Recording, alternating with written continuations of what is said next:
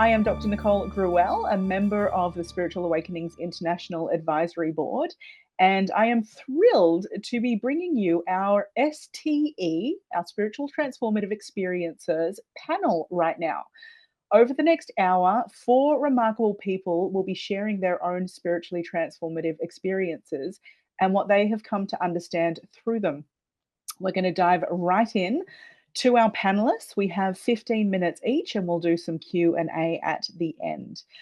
So our first speaker is Dr. Lola Marie Scarborough, joining us from Texas.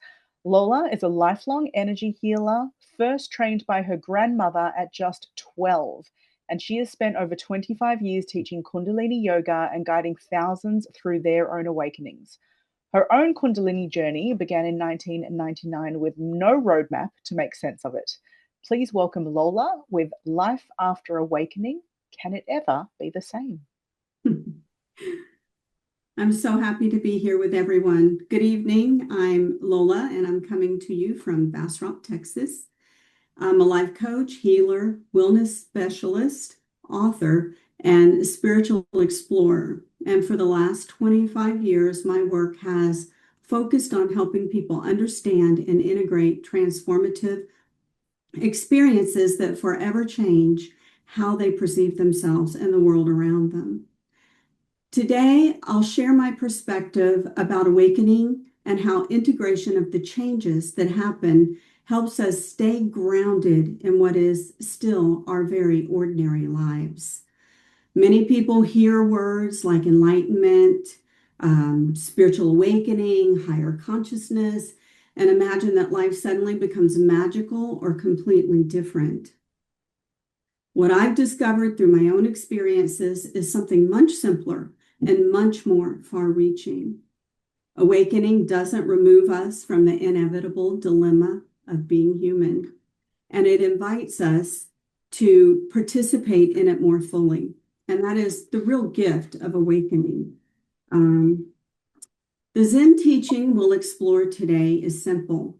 Before enlightenment, chop wood, carry water, and after enlightenment, chop wood, carry water. Mm-hmm. The ancient Zen teaching captures one of the most important truths about awakening. The work of life doesn't disappear. The dishes still need to be washed. The bills still need to be paid. Relationships still require attention. Illness, death, and sadness, they're still all there. None of that changes. And awakening doesn't transform our world into something else. It just doesn't. What it does do is it offers us chances to change our relationship with life itself, to experience ordinary moments differently, to find the extraordinary in the ordinary, and to become more present, more aware, and less caught up in resistance. The outer tasks remain the same, but the inner response to events changes, and sometimes that changes dramatically. I know that it did for me, and that it continues to change as my journey continues. Another common myth about awakening is that it offers an escape from pain, confusion, or life challenges. In reality, that is not its gift. Awakening is not an exit door. There is no way out of life. It's actually an invitation to be in the world, but not of the world, to embrace everyday human experience. Instead of constantly fighting what has happened, we are given the opportunity to step back and observe it. Instead of identifying with every thought and every emotion, we learn to witness them, and we learn that we're not our thoughts and we're not our emotions. Those are all temporary states. And to act with grace and compassion rather than to react from ego or anger or confusion. Life still brings joy and loss, success and disappointment. And we still feel those things before awakening and after awakening. The difference is that we become less controlled by our emotional and physical environments. and we become more capable of meeting challenging circumstances with awareness. Awakening creates space between us and our reactions, and in that space, sometimes wisdom begins to emerge.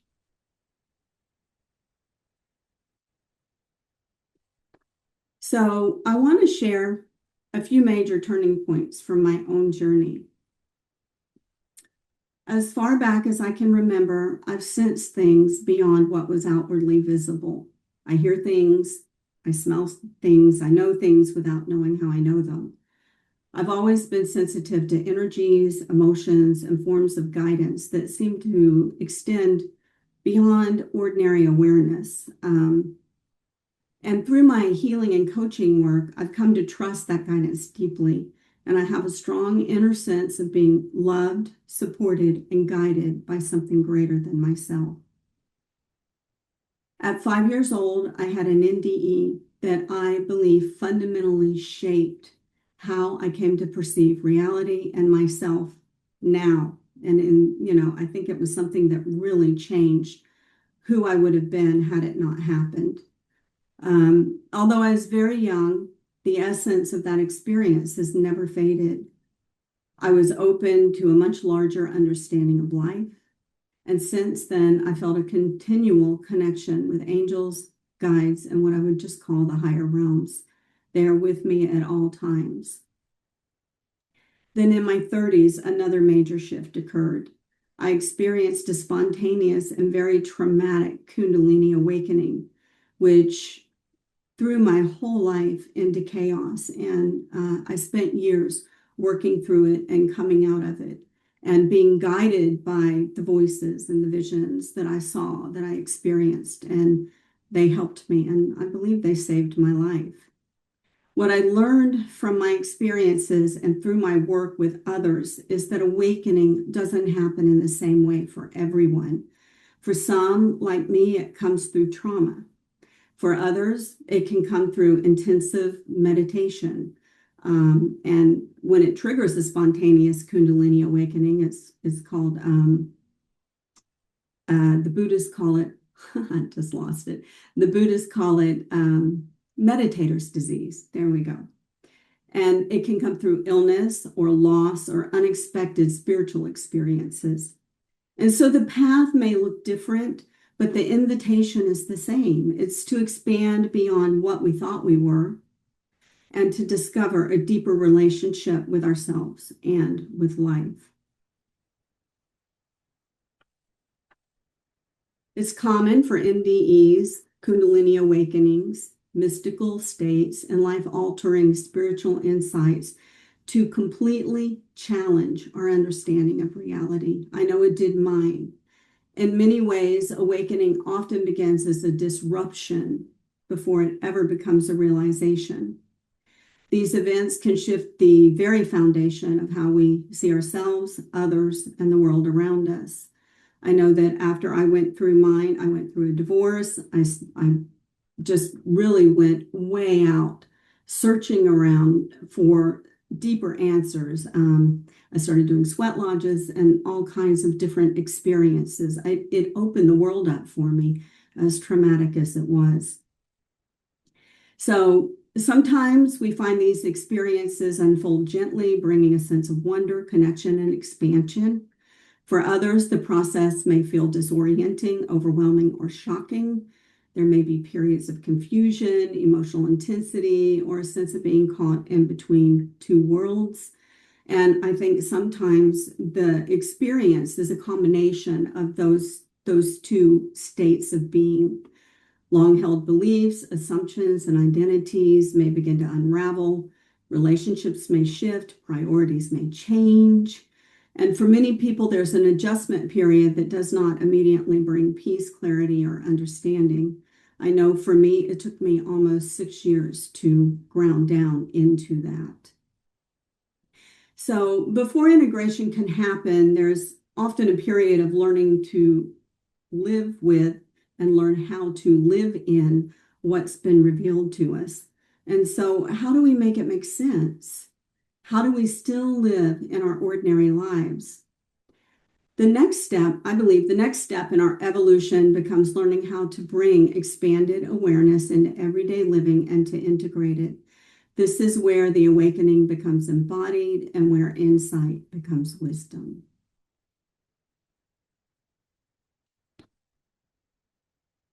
So what changed? When people hear about awakening, they ask, what changed? The surprising answer is that most of life stays the same. The responsibilities don't disappear. The challenges don't vanish. The change is what happened at the internal level becomes visible at the external level. People begin to see that you respond differently. For me, I noticed that situations that would have created frustration or fear or anger didn't disappear, but my reaction to them changed. I had more space between the event and my response. I became less focused on controlling circumstances and more interested in understanding what they were teaching me. Some of my personal examples include I experience more empathy now. I've always been very empathetic, but it has expanded.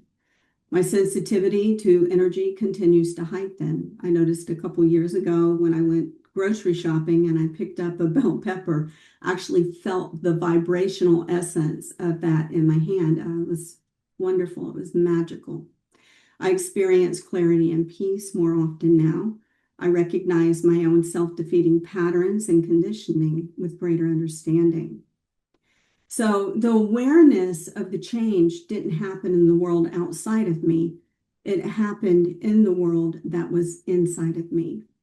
And this distinction is really important because many people spend years waiting for external circumstances to shift when the deeper invitation is actually internal transformation. It's so important to understand that, at least for me, and I have found it to be really helpful for the people I work with as well. And so this is where the real beauty of awakening begins. As the different pieces begin to integrate, we witness shifts in our psyche. Maybe we start seeing things more clearly. Maybe we spend less energy defending old identities and old stories.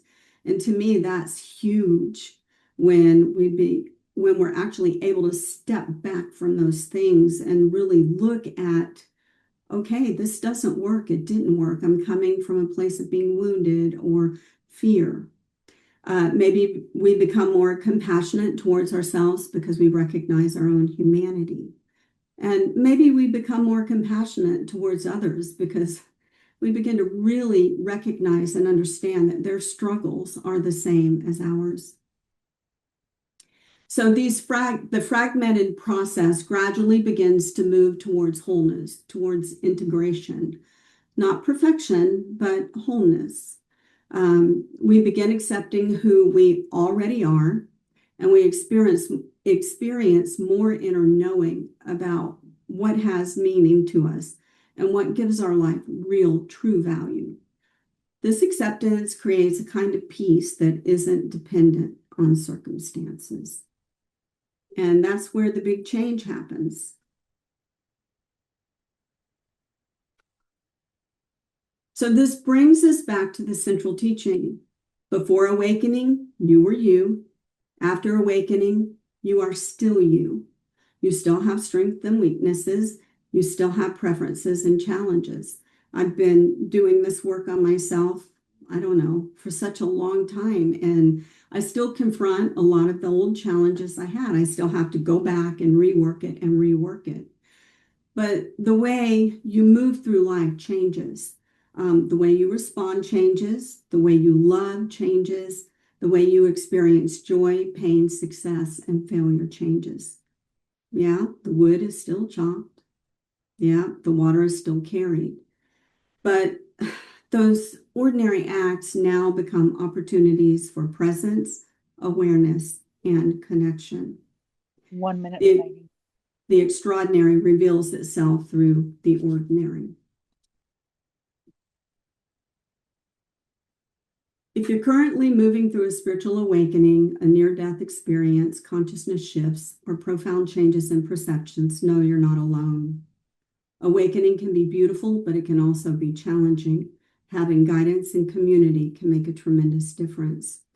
And over here on the screen, you'll see I have a barcode. If you want to go out and find out a little bit more about the kind of work I do, just scan that, or you can just head on over to groundedawakenings.com. To sum it up, my experience has been that awakening isn't about becoming someone new. It's about becoming fully present to who you've always been, losing the pain and finding the peace. So before awakening, chop wood and carry water. The mind is heavy and resists reality. After awakening, chop wood and carry water. The mind is lighter and finds ease in what is. And I've put a picture of my book up there. If you're looking for supernatural health and supernatural wellness, I invite you to go to Amazon and find me. I would love to have you take a look at the book and find something there that works for you. Thank you so much, Dr. What an elegant description of the process, the journey, and the humanness of it all through the experience. I could tell by all of the hearts going up throughout that people were also nodding along and very much agreeing and feeling and resonating with what you were saying. So thank you. We'll come back for questions afterwards. Thank you so much. Next along is Stephen. So, also from Australia, joining us, Stephen Paul Chong is the author of 6 novels and self-help books. And in 2019, he had a fall that fractured his neck, and it became a profound spiritual awakening. From this also came some unexpected gifts, and he will share much more with you on that, such as what awaits us beyond this life. Stephen's work builds a bridge between this world and the next, and I warmly welcome you along, Stephen. Nicole, it's a pleasure to be with you again.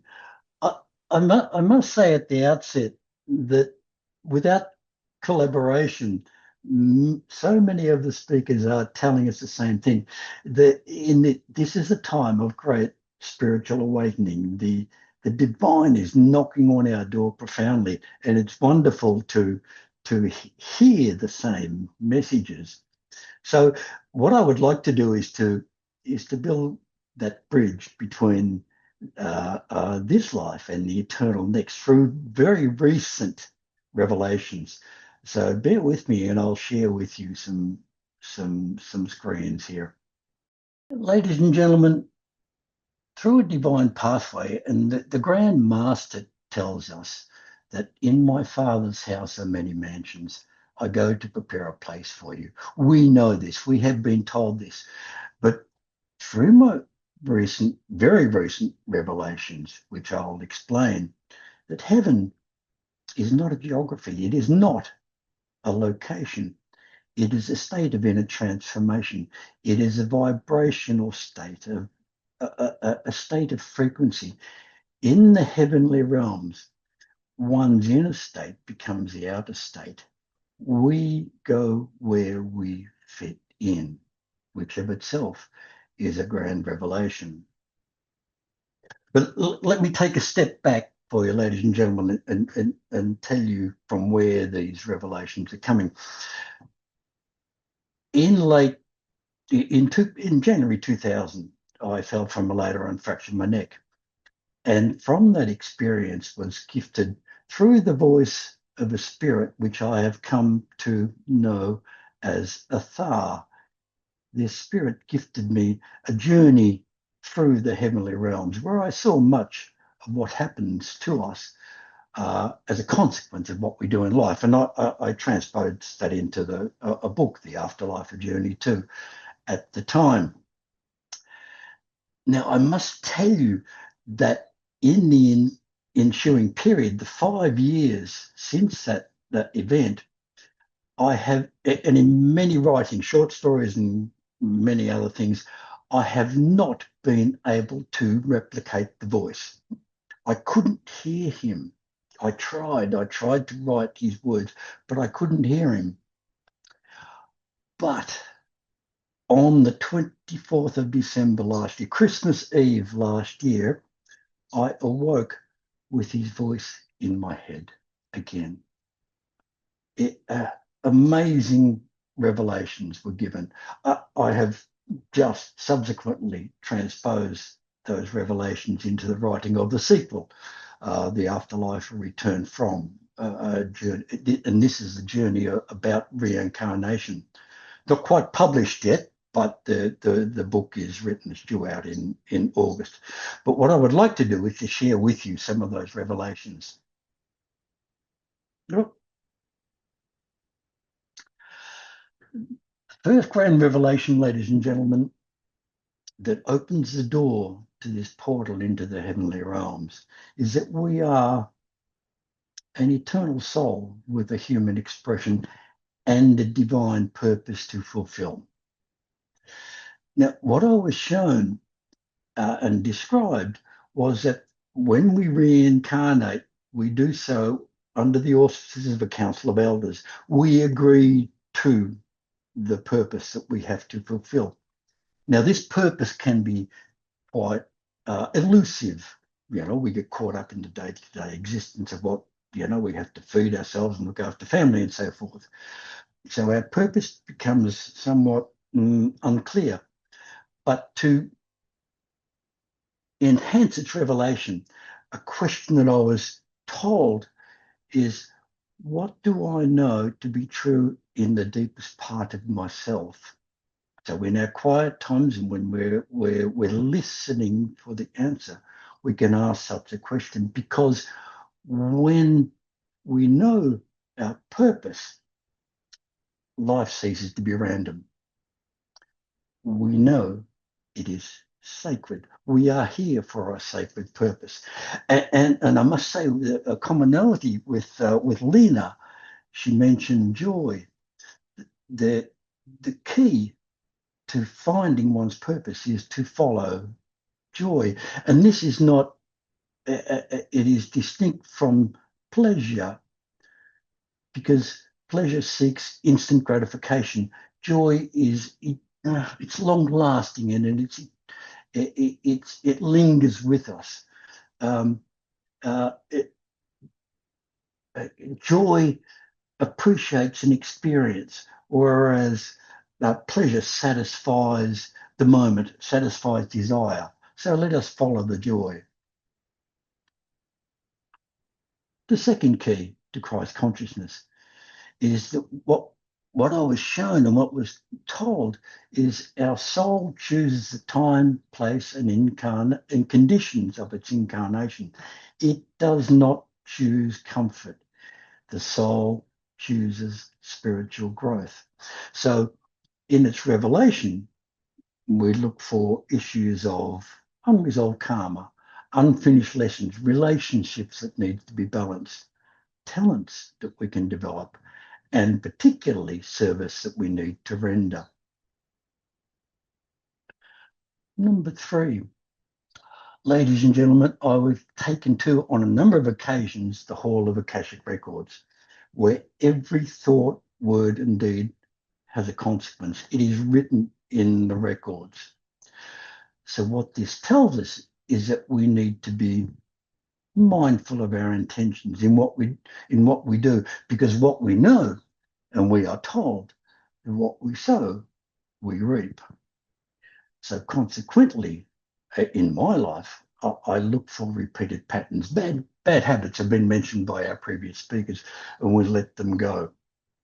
Be they emotional, be they mental, or be they physical. We connect in with the highest of intentions. And a good question becomes, does this thought, word, or deed serve me well? Number 4, develop connections to the divine through daily practice. Ladies and gentlemen, I now religiously do these things on a daily basis, where we attune into the Christ consciousness. We align with divine consciousness. Think of it like a slipstream that we enter, and we become one with that slipstream. And I tell you that there are this movement into this slipstream occurs through the breath. So we breathe deeply of the divine consciousness that is there with us 24/7. But I say to you that there are two periods, particularly when we need to make this connection. The one is in the morning as we awaken. The veil is very thin between this life and the next. In the morning, from that, just as we awaken. So before we pick up the phone and look at all of the worldly events or get into the things that need to be done, connect into that slipstream. And it's the same in the evening before we drop off to sleep. The veil is very thin, so we can. Without filling our head full of all the news and again the phones and the distractions, connect into that slipstream. And a good question to ask at those times is, or a statement, an I am statement: God, guide me to purpose. I am here. I love you. And it connects us to the slipstream. Number 5, ladies and gentlemen, is we cultivate unconditional love via gratitude and forgiveness. It is important to, and the other speakers have mentioned, we can release ourselves by getting rid of the spiritual poisons that hold us, that tether us to the rocks: resentment, anger, envy. Life presents many difficulties, have been mentioned.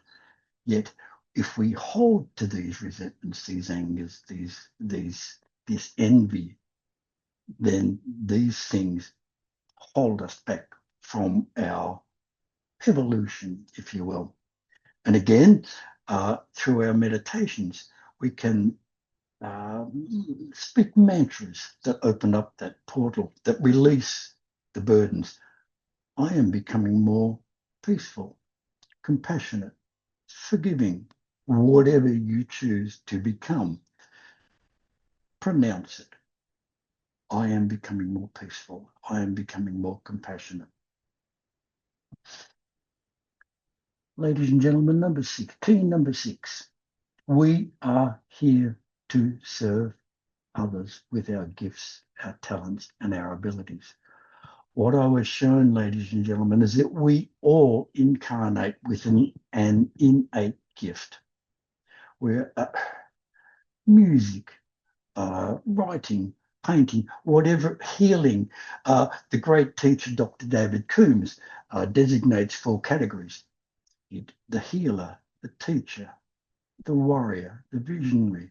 But whatever those gifts are, and we know that we are presented with them, and the gift is connected with the joy that we feel when we do and present those gifts to the world. But our karma, we are here to serve others with those gifts and talents. And lastly, ladies and gentlemen, nurture the inner child. Reconnect with the wonders and the imagination that we had as a child. Very quickly, I'll tell you a story about this. About 6 months ago, I suffered a back spasm. I could barely stand up straight. And for a number of days, I'm walking around in a great deal of pain.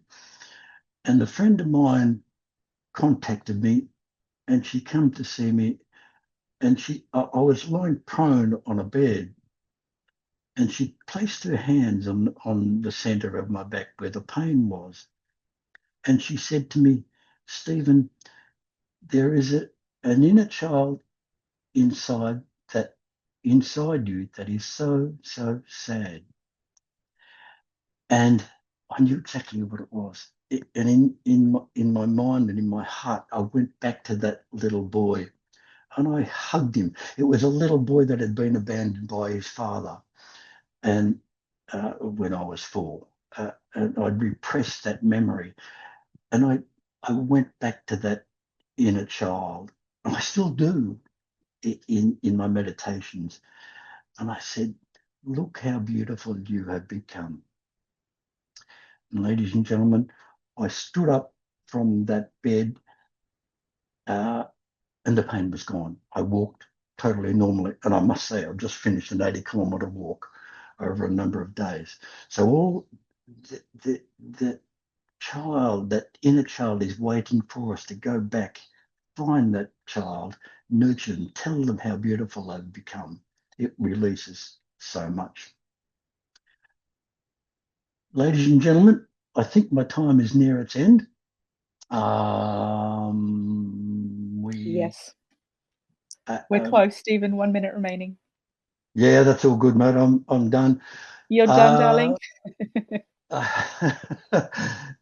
Just finally, there are the contact details.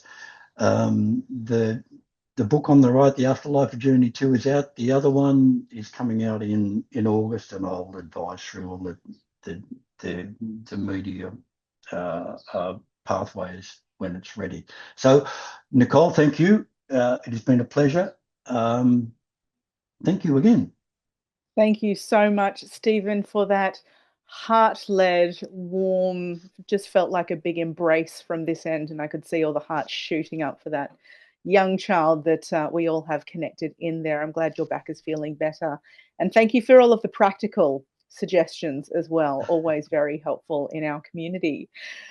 Next up is Reverend Catherine Chapey, an ordained interspiritual minister, medium and healer, and fellow Spiritual Awakenings International Advisory Board member.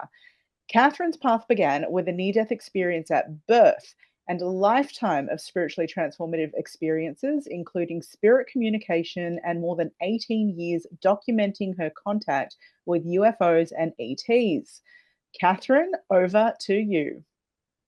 Thank you so much, Nicole. Thank you, everyone, for being here today. What a privilege for me to be here with all of you. I am so, so blessed. I started out today with a message that transcribed through me for everyone. So if I can start this talk off with that, I would so love to do that. This is from God, my higher self, and the Council of Light, which is a team of beings that channel through me, and they're here for everyone. So they want to say, we are all love. We are all loved. We are never alone. We are all connected. We are all one. Infinitely intertwined and interwoven. What we do to one, we do to all. What we do to all, we do to one. Every one of us here on this planet are part of this ever-evolving, ever-expanding consciousness that is always. There is no beginning, there is no end, as we go on hand in hand, exploring, loving, giving, growing, experiencing, knowing that we are one, that we are love, that we are loved, always, infinitely, by the one, the all. And they're sending you all so much love, so much love. All right. So my journey's a little different and my presentation's going to be a little different, but that's okay because I am always encouraged to just be myself. And that's what I am here to do. So I'm just being me. And I appreciate all of you for opening the space for me to do that. All right. So as a child, I just had a knowing, a deep knowing that God is love, period. I had no idea what was happening, where we had to go to church every Sunday or we would go to hell. And I was taught that from a very young age, and it didn't make sense to me. And so as a young child, I questioned everything because I saw how people behaved, and I saw there were loving people that didn't go to church, but I was told they were going to hell. And then I saw people that were abusive and they went to church and I was told that they were going to heaven. So even at 6 years old, none of it made sense. And so I'll just pull up my screen and I'll start sharing some of my pictures. All right. So at a very young age, I knew that God is pure love. And so what I did was I cut out the non-punishing prayers and I made my own little prayer book. And whenever I said those special prayers, I instantly felt the love of God and Mother Mary and Jesus were with me. And so this is my little non-dogmatic prayer book that I still have to this day. I was surprised I saved it for all these years. And yeah, so that's how I started out my life, and just questioning. And then as a young adult, I started having, I'm skipping through a lot. I had a lot of experiences as a child, almost dying. And I was born into an NDE, as Nicole had mentioned earlier. But as a young adult, I started to have a lot of experiences with the spirit world. And I started to smell my grandfather's cigar when I would talk about him. And I had a shared death experience with my other grandfather who passed away. And he showed me where he was going in heaven. And it was a beautiful, beautiful experience. And so shortly after that, I started to talk to my grandfather in my head because I figured he would hear me because he was in the, he was in the bigger place now and he could see everything that was going on. And I started to ask him for help with one of my children because she was having a lot of challenges. And so I started to talk to him in my head. And the next week, through a series of synchronicities, I ended up at a spiritualist church where a medium got up and brought my grandfather through, and he actually gave me some answers and told me not to pray to him. So that just blew my mind because what I realized was every time I talk to my grandfather, he hears me every time. And so I started to pray to God. I called in my team and I also called in my grandpa and my relatives who are in spirit because I know that they wanted to help me. And so shortly after that, a whole bunch of things happened where it was like dominoes. One thing after another fell into place. Synchronicity after synchronicity happened and doors flew open for my child. And I was able to get her the help that she needed after years and years of struggle and doors being slammed shut. So that to me was amazing. And I just got really excited about the spirit world and how they're always with us and they want to help us. And we all have so much help. And so I got involved in spiritualism and I really wanted to learn how to fine-tune my mediumship so that I can give messages to others so that they could learn what I had learned, right? And so I sat in circle for years in the spiritualist church and I developed my mediumship and I gave messages at the podium and I learned hands-on healing. So I was a healer there. And shortly after I started to sit in weekly circles, I started to learn how to meditate and quiet my mind. And that was an important turning point for me because I found it difficult, challenging at first. But once I learned to do it, and I did do it through guided meditation with my teacher at the time, I was able to connect in with the spirit world. I started to ask to know God, and I started to ask to know my spirit guides. And shortly after that, I woke up one morning and I started to meet my spirit guides one after another. And I was in two worlds at once. It was very loving, very intense. I was having all of this energy that was pouring through my body. And the story is way too long to go into, but I was mostly on the other side. I was in the cosmos. I was seeing where the angels were coming out of the portals. I was in the heavens. I was with God. I was having unitive experiences, oneness experiences. I felt the love of God permeating through every cell in my body. And different guides, I was merging in with that. My consciousness and theirs were one, and I could feel everything. There were downloads that were happening, and there was a being that worked with me very intensely for hours and hours. And he's the only one that I couldn't see.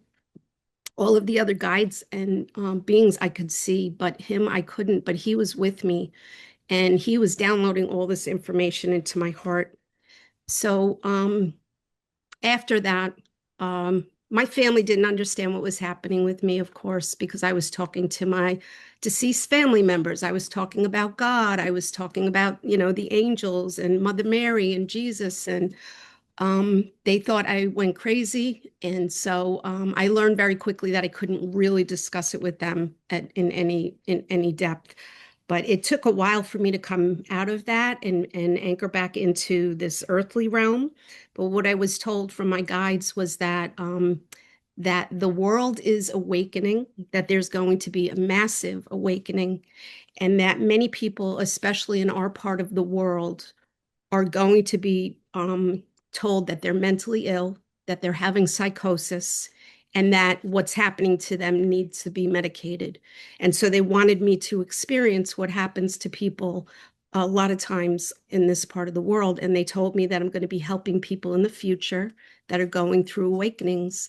And they also told me I was going to be working with groups. And that was my biggest fear, public speaking at the time. So they only gave me a little bit. They're like, no, no, don't worry. It's going to be fine. Your grandpa's going to help you with that. And so they only gave me little bits of my future. But anyway, after that, I started to ask about the being that was working with me. And it was like a year later. And I asked before I went to sleep. And as I was waking up in the morning, oh boy, we're stuck again. Sorry. As I was waking up in the morning. Okay. All right. We're going to have to see. Okay. We're going to have to. All right. So this is my picture of what I was seeing in the morning. All right. And then I took an orb class at the Spiritualist Church, and I asked my grandparents to come through and show themselves in an orb. And if not, I said, please just let yourself be known in some way. And when they took the picture of everyone, because they could see the viewfinder of the camera, and I heard everyone go, oh, like that. And then when he developed the picture, because this was years ago before our little cameras, I could see all these orbs, and my grandfather's face showed up in this orb right over my shoulder. Here's my grandmother's face in this orb. And then this reminded me of the earth, this one up here. And I was so happy. I was like, thank you so much. So this is my grandpa. And this is a picture that hung in his house for many years. My mother painted it. It's the same profile view of him that is over my shoulder as he's looking at me with his mouth open, like he's talking in my ear. So that taught me that these orbs, like the spirits, you know, they travel in the orbs. It's part of their travel technology, which is pretty cool. So in 2016, I started to have a lot of experiences where these UFOs and crafts and orbs were showing up in my yard. And one time I was out there and I said, can you jump up and down for me? And then this is what it did. You could see it looks like it's in movement there. And then another one, there was green lights. And this one reminds me like the ET guy from the movie, the little ET being. You could kind of see his little head in there and his little body, his little feet, his shoulders are over here. And then there's this big blue orb that was traveling around my backyard, and I took a picture of it, and you can see a face in that. It's so wild. It's smiling and everything.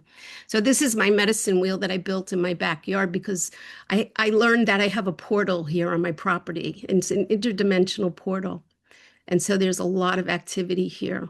And so it was part of my decision to come here and be part of this and to help to raise consciousness here on Long Island. This is right in the middle of Long Island. So there's a lot of traffic around me, but everybody's getting a little boost of good vibrations from the good portal energy. So that's what I've been told.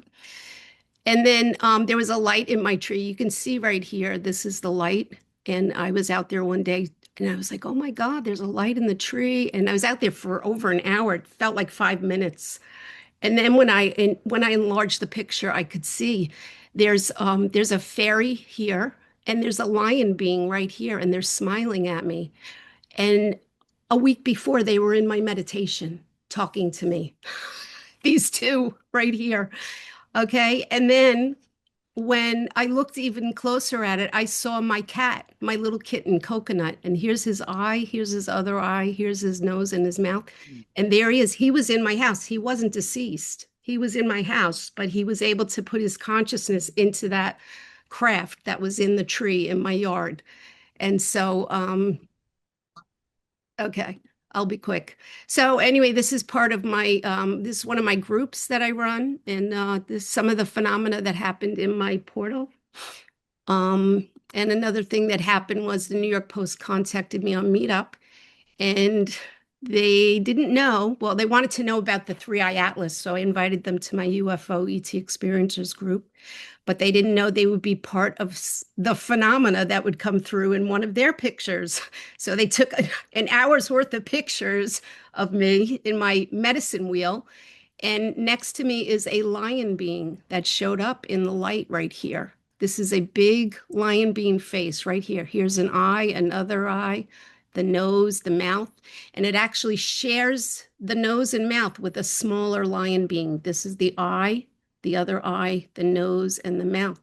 And this is how they come through. They come through in the light. They're able to manipulate the light so that they can come through in different ways. And sometimes they'll share, components of their face, but you can kind of tease it out after a while. You get used to how they look, and yeah, so that was really fun. Out of all the pictures he took, they chose that one and didn't know that there was that phenomena in there. And I know I only have, but this is the final message from my team. They just want to say we are all loved, and these are some of my groups. I have sharing groups and speaker groups. So you're all invited. Thank you. Perfect. Thank you so much, Catherine, for that absolutely riveting deep dive into the worlds beyond this world. I know I saw some questions popping up, so we will come back for those questions after our final speaker. So next up is Jean-Michel David, joining us also from Australia. And for decades, Jean-Michel has taught meditative practice across tarot, I hope I say this right now, panorhythmy, you'll correct me, Jean-Michel, if not, anthroposophy, big words here, you're going to have to help me out here, and philosophy. He is the former manager at Mindful Meditation Australia and has shared his work at conferences across the country, Fiji, New Zealand, and Europe. And today he will be showing us an ancient practice and how it can open doorways to expanded consciousness. Jean-Michel, welcome. Thank you. And I just put my share screen on straight away. Make sure it works. Yeah, thank you. It was panorhythmy. Panorhythmy is actually quite it's a form of dance that was developed by Peter Dunov in Bulgaria in the early part of the 20th century. And trying to make sure everything works here. Okay, you can see the screen. Okay. And look, the two tools I'll be using today to talk about transformative experience and spiritual transformative experience are tarot and also the tree of life that's been developed through Kabbalistic tradition in the Western tradition. And the original title I had for this is How Meditation Climaxes in a Transformed Conscious Experience Leading to Mystical Union. And in the West, it's usually called mystical union. In the East, it corresponds to samadhi. And I think that the important part for me is here for this presentation, given the relatively limited time, is how tarot can be used as a map that shows us our own metamorphosis of consciousness. Probably a better title would have been something like Tarot as a map of spiritually transformative experiences. So I'll just put it now as the map. In terms of the tree of life, there are many different versions of it that come out through tradition.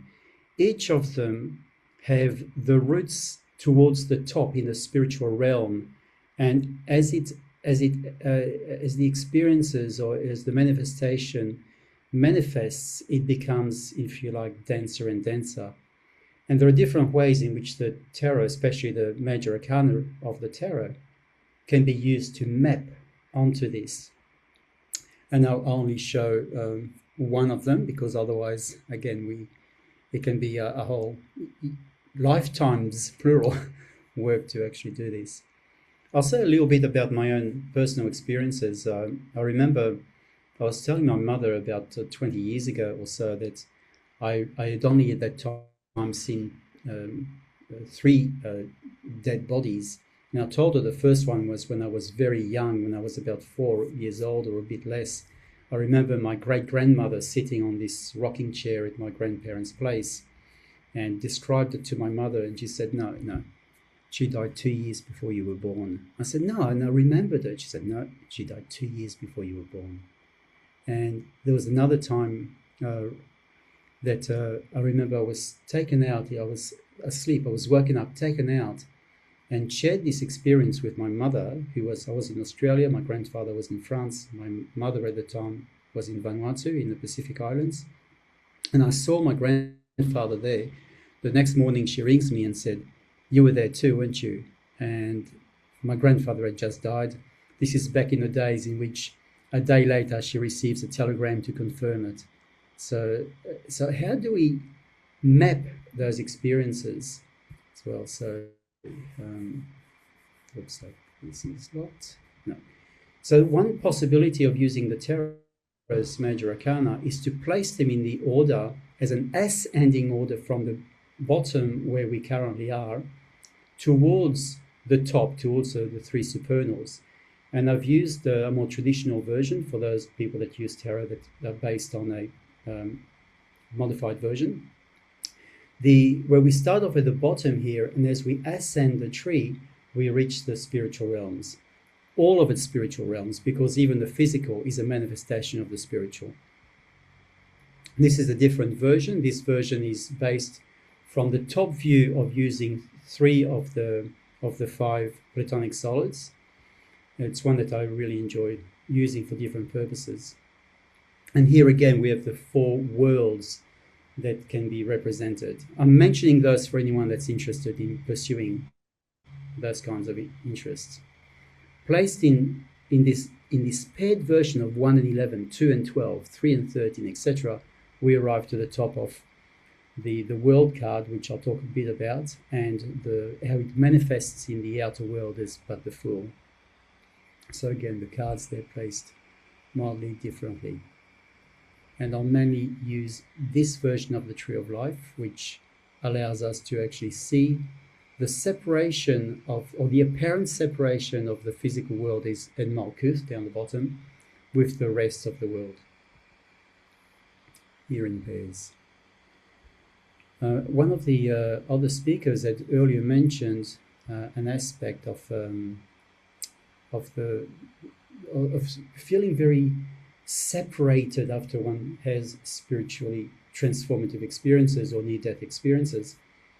But it's usually the case even with psychologically new horizons that we can experience. So Bernard Lonergan, by the way, a Canadian philosopher, talks about the expansion of our horizon. And as soon as you expand a horizon, or as in another philosophical context, John Dealey mentions a different, I'll use the English term, worldview. As soon as you shift your worldview, you shift your understanding, even at a psychological state, there is a totally transformative experience that isolates us to a large extent from the world at large, from the pre-existing connections that we have, and how to then make those new connections. One thing about the Tree of Life is we can see that there are the 4 cardinal virtues that can also be represented, followed by the 3 what are generally called theological virtues, followed by the 3 transcendentals, and those 10 become a really important aspect in the world. Yet no symbol has any single meaning, or if it did, it would cease to be symbolic. So, and yet symbols, they don't have fixity of meaning, are very precise. So what are the cards? Unfixed yet precise meanings. And I'm not going to read all this one out, but there's a couple of things that Valentin Tomberg writes in Meditations on the Tarot, and it's published as anonymous, except in the Russian translation. Valentin Tomberg wanted it to be anonymous, and also, sorry, just missed that one. Don't know why I just skipped it. I'll just see if I can quickly come back to it, otherwise I'll have to skip it anyway. So he writes that the major arcana of the tarot are authentic symbols that both conceal and reveal. That's one of the main points. And any transformative experience both conceals something that is revealed to us. The trick is how to make this revelation fertile, going down the bottom of that quote, fertile in our own creative pursuits, and remain for them to be bearers of something which is highly significant. I'm going to skip this one because I probably added one too many screens, but it's a really good one to look at. The letter that Dante wrote that again acknowledges that there are different versions or different forms of anything of importance. The senses of the literal, but what is more important for us is the anagogical, the spiritual meaning behind that which we experience. So let's go straight into some of these, remembering that every single part, between the numbers 1 and 2, between the numbers 2 and 3, they're very distinct, yet each between the numbers 1 and 2, there are an infinite number of numbers that are significantly different from every single infinite number of numbers between the numbers 2 and 3. So every card has an infinite number of possibilities that is significantly different to the others. I'm going to focus in on the Wheel of Fortune and Judgment for a little while, but just before that, let's go to one of the things about right at the beginning, one feels isolated, one feels totally separated from everything that can actually be shown. So with the Wheel of Fortune, there is this sense of which one needs to relinquish, one needs to surrender. That's been mentioned, I think, quite a few times in this conference. And at the same time, in this surrendering process to the spiritual realm, what we also have is a possibility of being able to listen to the clarion blast of an awakening into the spiritual world.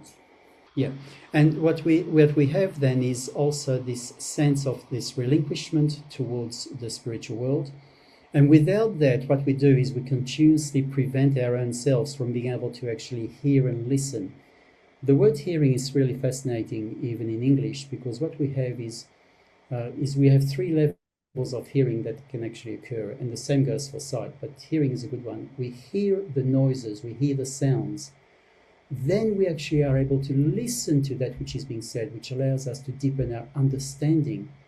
And from the understanding, then we actually truly hear. The word obey from the Latin actually means to hear, to actually hear that which is being presented as it's being presented. We have most of us, including myself, have a relatively negative view of this sense, obey. I don't want to obey. I don't want to be told what to do. But the true spiritual sense of obey is this deep hearing after having been able to listen, after having heard. And it is that sense that allows us to further enter into that spiritually transformative experience that allows us to return back to the more mundane world, which is spiritually infused in any case, and be able to operate as was mentioned also by an earlier presenter with the Zen classic: before enlightenment, chop wood, carry water. After enlightenment, chop wood, carry water. It is exactly that kind of experience. And the next then tarot card that I'm going to skip to the top one for a second, of the World card. Thank you. The World card is basically one in which one is able to dance freely within the spiritual world, that often itself just manifests to the world as but a fool. There is nothing so different as to be able to be fully in touch with oneself as a spiritual being in connection with the spiritual realm, that the world only sees as but a fool. And I'll end it here. So thank you. Oh, merci beaucoup, Jean-Michel. Thank you. I'm De making an rien. assumption through the Non, accent de and the rien. name. Pas du tout. Very good. Absolutely riveting deep dive. And I suspect that everybody watching right now, you know, you might be having a bit of an aha like myself, where I always find it so beautiful that no matter who comes forward in sharing their experiences and their insights and their wisdoms, everyone is so different, and it takes all types of experiences, all types of integration, all types of comprehension, and all types of modes of expression, so that all of us as audiences on the other side and, you know, interconnected beings, we can understand in different ways and give in different ways. I think our four panelists have been an exceptional array of that beauty of difference.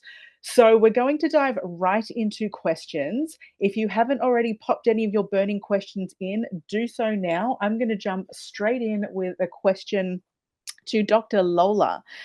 How did you deal with your experiences and sensitivity as a child, and did you feel different? Can you hear me? Can everyone hear me? Yes, we can. Okay, awesome. My childhood was pretty rough. I came from a family that was extremely addictive and dysfunctional, and I was picked on a lot as a child. I was different, and I mean, people sense it when you're different. So the way I handled it was I read, and I went deeper and deeper and deeper into my connection with the mystical, the unseen. And it was there that I found the love and the joy. And no matter what happened to me, I continued to connect with the love and the joy. And I just never let those experiences make me bitter or sad. So yeah, it was hard, but it was worth it. I'm glad to be me. That's beautiful. Thank you, Lola. And, you know, as we talk about connecting with the child and the youth, I'll jump then to Stephen. And Stephen, for someone who really connected with what you said about that inner child, clearly you had a method and a way to know what to do in that moment when you understood who that was and what you were feeling. So what would you share to somebody who might have a sense of, yes, I think I've got some inner child to connect with. What do I do? How do I go about this? Well, it's very interesting, Nicole. I mentioned when this lady placed her hand on my back, and she said, "You know, there's a little boy in there that's so sad." Straight away, in in my heart and mind, I knew what it was. Indeed it had been something repressed, but I just in that quiet space of the mind, I went back to that little boy and I embraced him. I said, everything's fine. Look how you've turned out. Look how beautiful you've become. And you know, Nicole, now uh, in one's meditations, I still do the same thing. We have a secret sign, like a calling card. I go back to this little child and say, "Is everything okay? Are you okay?" Embrace. So it's a to answer your question, it is a quiet space. Go back to that that inner child, that memory. It will jog that point of reflection, but then it becomes a healing process where we embrace that child and say, you are beautiful. You always have been. Stay with me. You are not alone. You never have been. Now is the time for that healing to to to come forth, and that releases that pain. It releases the in my case that the back spasm that was so dolorous. But that is the key. Find that quiet time in the meditation space and go back to that inner child and tell them how beautiful they've become. Mm. Thank you so much. Catherine, we'll jump over to you with an audience question. Does everyone have spirit guides? And how does one get in touch? Wow, that's a great question. It's my understanding that everyone has spirit guides, and we all have so much help that it would probably blow our mind if we knew how much help we actually have. But we have to remember to ask. And that's how we get in touch, by asking, because we have free will here. And so if we don't want to do that, we can choose not to do that. And if we want to do that, we can choose to ask to know them. And I was surprised how quickly mine responded, because I just learned how to meditate, and they came through pretty quickly. Sometimes they'll only show you a little glimpse, but don't be disappointed, because they're not going to give it. They're not going to give it to you all at once. I saw my spirit guide's foot in the bottom of her robe the first time I saw a glimpse of her, and before my awakening. So, but yeah, keep at it, keep asking. And it's all about sincerity and just wanting to know. So thank you. And that big conversation of free will, that's a whole other conversation for another day, isn't it? We could go on and on about that one. Jean-Michel, someone in the audience, David, would like to know, how were you introduced to the tarot? Yes, just before that, can I add to the previous question as well? Because I do totally agree that everybody has spirit guides, plural, and which are awaiting virtually our questions. There is a withdrawing from the spiritual world in order to have that freedom that you're talking about, and in order for that withdrawing, but it's as if it's a beneficent parent who wants the child to be free, and yet at the same time wants the child to turn back to ask for that guidance as well. How I was introduced to tarot, I think I grew up with tarot. My grandfather worked with tarot, and maternal one, and so I grew up with tarot, with different versions of the tarot, including on my father's side. There's a game of tarot for which you can gamble as well, so including that aspect, which is a very similar game to the 500 or bridge. So on both sides there were different elements of tarot. My grandfather was part of an esoteric group in France, in which Dr. Carton wrote a book called La Science Occulte et les Sciences Occultes, or Occult Science and Occult Sciences, in which there is a very large chapter on tarot. He's a very influential alternative doctor. So yes, I think I was introduced from a young age and enjoyed it throughout. Yeah, and I wrote a book on tarot, and have also, if you look at my website, 4hairs.com, hence the 4 hairs behind me, 4hairs.com, you'll probably see other relevant information about that. Hundreds of different tarots, all connected in some way for it to be tarot. It's more like talking about, I was going to mention something about a seed, like a seed form that is allowed to transform in inner love and grow. Absolutely beautiful. There is a lovely question here that I think all of our panelists will be able to touch in on some way, because of course relationships shift and change as we shift and change and evolve with our experiences. And so I'll throw this one like popcorn to the panel, and whoever would like to jump in can.